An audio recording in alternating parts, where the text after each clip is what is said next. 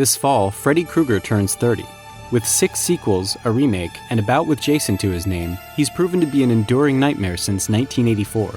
But like all great movie monsters, Freddy is more than just a guy with a knife. He embodies cultural anxieties, slashing his way through fears of teen sexuality and impending adulthood.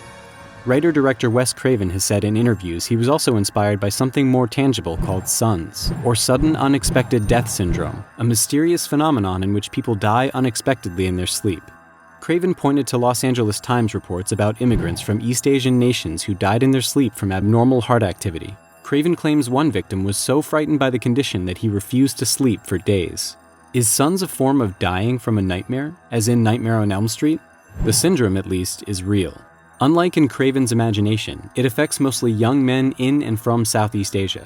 The Centers for Disease Control and Prevention says American doctors first encountered it among refugees fleeing from the Vietnam War.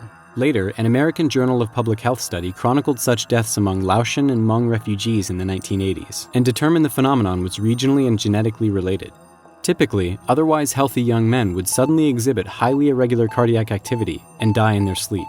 A University of California, San Francisco anthropologist wrote in a 2010 book that she sees a link between nightmares and cultural beliefs in these cases. She argues that the stress of believing that nightmares can kill can make nightmares and night terrors more dangerous. But most research links SUNDS to abnormal genes in some people that eventually cause electrical malfunctions in the heart, resulting in potentially fatal ventricular arrhythmias.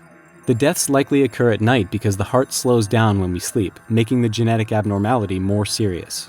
SUNDS is difficult to detect and has no known treatment, and further epidemiological research is needed to fully understand how common it is and why it mostly affects Southeast Asians. But it's clear the raw horror of the illness already has a prominent place in the popular imagination, even among those who have never heard of it.